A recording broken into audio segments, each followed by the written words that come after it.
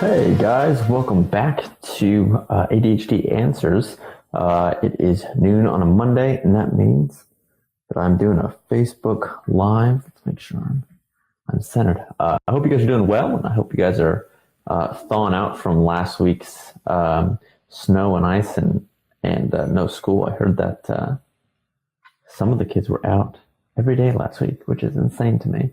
I grew up in Montreal in Canada, so the idea of closing school for anything is just insanity to me. But nonetheless, I hope you guys are safe and doing well, and are glad to have your kiddos back in school. So today I had a request for a topic to touch on exercise for ADHD, which I know we've talked about, so I'm going to frame it a little bit differently.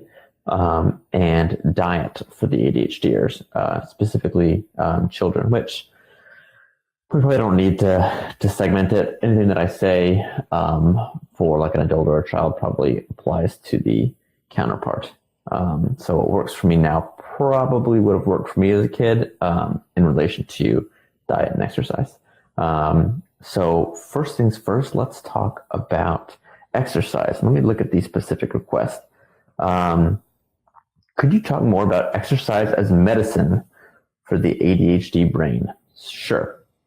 Easy. It's great. I love talking about it. Talk about it all day.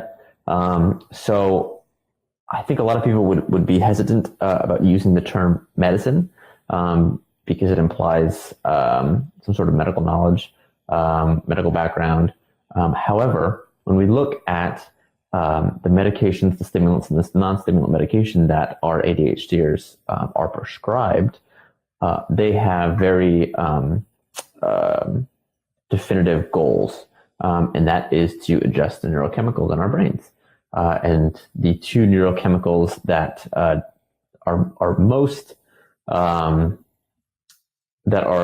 most different for ADHDers as compared to their non-ADHD population are dopamine and norepinephrine. And so when we look at these ADHD medications that are typically prescribed, those things are targeting dopamine and norepinephrine. And I know I've discussed this in the past. However, what we know about exercise is that it affects dopamine and norepinephrine. So let's quickly review what the roles of dopamine and norepinephrine are in our brains. And we'll start with dopamine because it's the easiest for me to explain. The dopamine is the replay button. It's our brain's replay button that says, that was good, let's do that again. Or that was good, I want more of that. So dopamine is kind of pumped out or released into the brain whenever something happens that's good or that we like. So that can range from, I went to a comedy show on Saturday night, laughing, being around someone that you like, someone that you love. So when we first met our significant others, there's a lot of dopamine flowing and we want to spend more time with them because all that dopamine is being pumped out. Things like chocolate, really dark chocolate releases dopamine. Things like sex and like drugs, a lot of narcotics release a lot of dopamine. That's how we get addicted to that stuff. And anything else that is enjoyable typically releases dopamine. However, one of the, let me finish dopamine's role, sorry. So that is one of dopamine's roles in our brain is to tell our body, that's good, keep doing it. That's good for us, so keep doing it. And it's not the same across the board. Obviously, narcotics are not good for us. But things like when you have a newborn baby, that dopamine hit helps connect the baby and the mom because there's a lot of chemicals going on. And there's another chemical at play there, and that's oxytocin, but that's for a different conversation. But dopamine is that reward, okay? It's telling us that we want to keep doing that. However, one of the roles that dopamine has is in motivation and in drive. And if you have an ADHD child, you know how hard it can be to get them ready to go to school. One of the most frequent things that I hear with a lot of my clients is it's so hard to get him or her up in the morning or dressed or eating breakfast we're kind of like getting them closer and closer to the door. Once they're at the door or once they're in school, they're fine. But that motivation and that need to get them to a certain place at a certain time is really hard. And that has a lot to do with motivation. We're not motivated to do stuff. I know when I'm not supplementing with different things, especially when I was younger, not so much now, but when I was younger, I mean, I was having a conversation with my wife yesterday. I could watch the entire Lord of the Rings trilogy and just be totally content and just not want to do anything else. And yes, those are great movies, but like 9 hours of TV is a little much. So lack of motivation, lack of drive to go do something is correlated to low dopamine. So if you do have a lethargic ADHDer, it's not that they're lazy, it's that there's not enough of this chemical that they need to do. Okay. The last thing, or one of the last things that affect ADHDers in terms of dopamine is drive. So we have a lot of, especially as the ADHDers get older, what happens is they have really great ideas. They want to do something really great and really fun, and they don't finish it. They start it up, they get it going, and then they don't execute all the way to completion. And that has to do with drive. So our ADHDers, because there's not enough dopamine, are not driven enough. Because there's not enough dopamine, they're not driven to completion. Okay, so we're really, really good startups. ADHDers are really, really good startups. That's why we make wonderful entrepreneurs, because we can start a project and then someone else can take it and to completion. Okay, so motivation, drive, and then that reward center. Okay, that's one of the reasons why we like playing video games so much, is because it's a constant stream of dopamine. We don't usually get it, and that's why it's so hard to get off video games and things that are high stimulation, because we don't have high stimulation. We don't have a lot of dopamine coming at us, and so taking us away from that is is removing all of those feel-good chemicals from our brain. So that's why it's really hard to transition from video games to something else. So the other neurochemical is norepinephrine. Now, norepinephrine's role is to help regulate emotions. Help regulate our emotions and help regulate our fidgetiness. If we have less norepinephrine flowing through our brains as per a neurotypical person, so our ability to react appropriately or react in such a way that is comparable to whatever happened is decreased. Okay, so that's why we fly off the handle. That's why we're so passionate. That's why we get so angry really quickly. It's because there's not enough norepinephrine in our brain to help regulate those responses. So where does exercise come in this dopamine and norepinephrine? So what happens when we exercise is dopamine and norepinephrine are released into our brain. Okay, which is great. However, that goes away after about somewhere between 30 and 90 minutes. The effects of that chemical dump kind of bottoms out. Okay, so what exercise does is it turns on the faucet of those two neurochemicals. Okay, so now there's more of those neurochemicals flowing in our brain. So for about 30 minutes to an hour and a half, we're more driven, we're more motivated, we're more even keeled emotionally. But after that, we kind of go back down to a normal baseline. However, the great news is that with chronic exercise, and chronic is, I use the term not in the way that we hear it in a medical model, but I used it in a term of, I'm a chronic exerciser. It has been maybe 2 or 3 years since I went more than a week without working out. And that's probably being really generous. It's probably been longer, or it's probably been shorter than a week. I probably have only missed like 2 days in a row, maybe 3 days in a row in the last 2 or 3 years. So that's a chronic exerciser. That's someone who exercises every day. And chronic is not indicative of like a diagnosis or anything malicious or anything like that. It's just someone who consistently works out. So what we know about the chronic exerciser is that instead of, or in addition to those faucets of those neurochemicals being turned on and dumping out more, what happens is the hoses, as they were for dopamine and norepinephrine, are multiplied. Okay, so let's take my ADHD kids class that I have. Tuesday, Thursday, 4:00. We're full. We got another one starting not this Wednesday, next Wednesday. There's 2 spots left. DM me or comment below if you're interested. Anyways, so let's take them. They're all 8 years old, 8-year-old boys. They probably haven't gotten a lot of exercise, so there's a clean slate. And we can probably assume that hypothetically they have one hose, as it were, to release dopamine and norepinephrine each. But if we keep them working out twice a week, let's say for the next 5 years, then we increase it to 3 times a week thereafter. And then once they're 18, we increase it to 5 or 6 days a week. Okay. And then now they're 21 and they have been exercising consistently since they were 8. They're a chronic exerciser. What happens is those hoses multiply. Okay. So now there are more avenues by which dopamine and norepinephrine are released into the brain. So essentially we can produce more dopamine and norepinephrine with chronic exercise.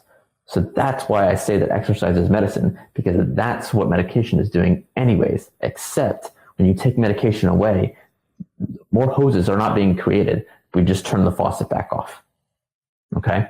So with exercise and chronic exercise, not only are we turning up that faucet for those 30 to 90 minutes thereafter, but we're also creating more hoses for a lifetime of more dopamine and norepinephrine, hopefully to a point where the amount of neurochemicals in their brain kind of balance them out, bring them to a baseline, a neurotypical baseline. Now, what that looks like, what that dosage is, no one knows, because everyone is different.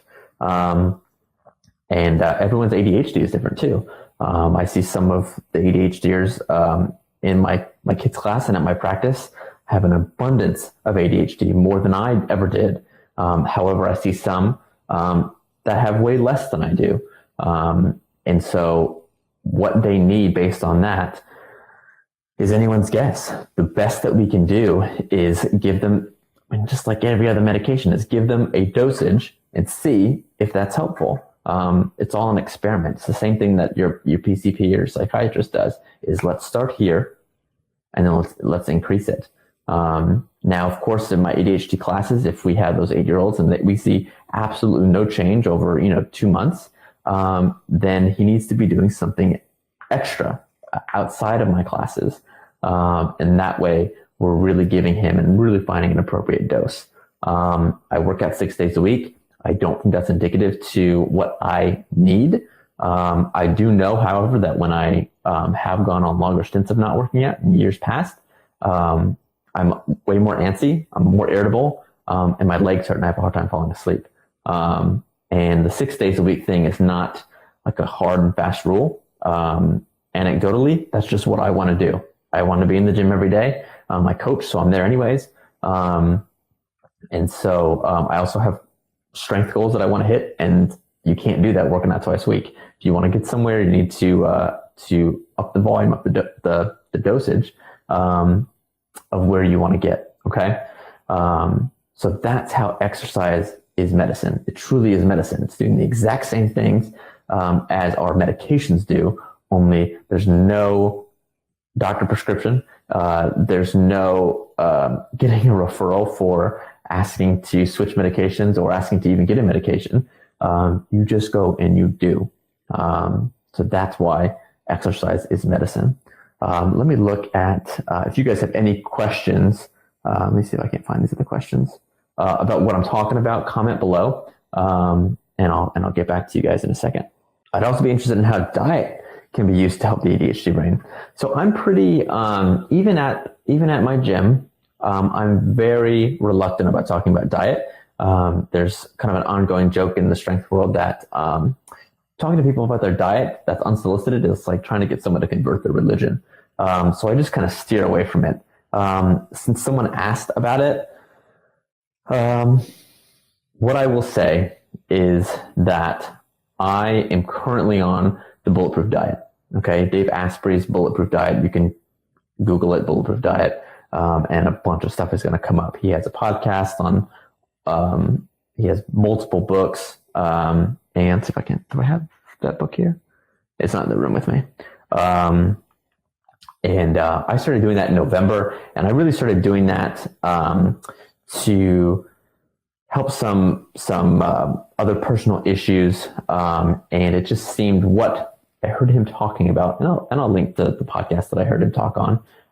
It just seemed to kind of click of that kind of makes sense to me and where I'm at in my life, and maybe I need to give that a try. And so one of the side effects of going on this bulletproof diet was that my ADHD symptoms were not only quieted, but all of the strengths that I tell you guys about and that I preach that ADHD is a strength, all of those strengths and all of those superpowers that I have were like doubled 5 times over. My ability to hyperfocus and then kind of come out of that hyperfocus and switch to a task, something else that needs to be done, just went through the roof. I'm way more productive. I'm way more focused. I'm way more even keeled. I don't have that. If anyone knows me, I was on like a pretty rigid, like I need to eat. I need to find some food. If we're going to be gone for this, for too long, then I got to bring a snack or something. All that is gone. However, it is not a diet for the faint of heart. It is not a diet where Johnny can be on it and mom and dad don't have to be on it, unless you guys are just like ridiculously wealthy and have like a private chef to prep all of these meals and all that stuff. It's not a lifestyle where one person in the house does it and another person in the house just doesn't do it. If it were me, and when I do have my children, they will be on some sort of diet that is similar to this for that's age appropriate. One of the big things about the bulletproof diet is bulletproof coffee. Bulletproof coffee is grass-fed butter and some sort of MCT oil in your coffee blended, so you can fast. And I fast every day, and it's just, man, it's awesome. That's not really conducive to a kid. There are alternatives, but giving your 5-year-old or any of the ADHD, the kids in my ADHD class, all those 8-year-olds, giving them coffee in the morning is probably not the best idea. However, maybe a little bit would probably be a good idea. I had another episode, if you're interested. It's just all about caffeine and the good things about caffeine for the ADHDer. I'm going to rotate this because I'm getting some weird colors. It's probably my shirt. So yeah, diet. That's what I would say. That's kind of like a hard and fast rule. I'm not going to say there's no quick answers. We'll just take out carbs and then everything will go away and it'll be fine. Or like, don't let them eat ice cream and everything will be fine. Or, cut out sugar and it'll be cool. There's no quick fixes. It's not like the medical model where, you break a leg and then you set it and everything is fine. And you just allow time to heal. It's not like that. The real world doesn't, other things don't work like that. The medical model doesn't really work like that either. It looks like it does, but not really. So you're just gonna have to experiment and find what works best for you, and your child. The bulletproof diet is a nice place to look. However, like I said, my other problem is, and I think we talked about it when I did that joint interview with Bethany Cook, is I'd be hard pressed to find a scenario where a family, where the parents say, you're going to eat this way and I'm going to eat this way. And that kid doesn't grow up resenting the parents of this is just another thing that I have to do because I'm broken and you guys don't have to do it because you're better than I am. When in all actuality, that's not the case. And then now they have this thing that is really, really helpful for them, but they resent it and they disown it because parents didn't do it or the rest of the family didn't have to do it. I know I kind of felt like that growing up too, when the whole, I think when I was like 8 or 9, the whole, I don't know what it was. It was just some crazy, newspaper article. I don't know what it was, but this whole idea around, chemical dye, red 40, And so my mom was like looking at all the Cokes and sugar drinks and all that crap. And she was like, oh, Rick 40, you can't have this. And it's like, and then she'd give it to my brother, and my brother's like, what? It's like, dude, like, that's not okay. So I know we would like those quick fixes and do as I say, not as I do. But I kind of feel like it would hurt the situation and not help it. So in terms of diet, I do have a few books on diet and ADHD. I have not dug into them, mostly because they look like they're decades old. So I'm kind of discrediting them and thinking that they're probably not going to have any really good, useful information because they're 10 years old. However, I'm assuming they're going to say that everything that we already know we need to do and that we don't do it. It's why our society is obese, is limit the carbs, if not cut them all out, unless you're a power athlete, which if your kid's an 8-year-old, he's probably not a power athlete. Decrease your carbs, cut out all sugar, don't eat anything that's processed, and no artificial anything. I had a friend who says, if man made it, don't eat it. And that's not a super hard and fast rule, but for the general population, that's a pretty good rule. If man made it, don't eat it. And yeah, I think if you follow that, I think that's a pretty good, some pretty good guidelines. If no one has any other questions, I'm going to look to see if there's anything else. Oh, there was another question. Books or podcasts that I think would be helpful for parents. I did a whole episode on books. So if you haven't seen that, go back and look in my Facebook Lives, and there's one with a bunch of books. And I actually prepared for that episode and I ordered them in how I would read them and when I would read them. So definitely go back and look at my Facebook Lives and find that episode.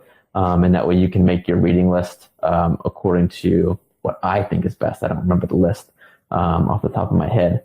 As far as podcasts go, I would definitely recommend, for a helpful perspective, I would recommend Peter Shankman's Faster Than Normal.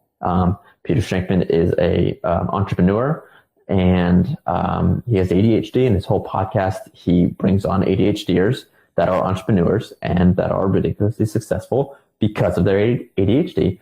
So it might be really helpful to kind of reframe your child issues if you're really scared about what their future is going to look like because they're failing in school, which is a system that is not set up for them to succeed anyways, that reframe it in such a way that you know that it's going to get better once they're out of that system.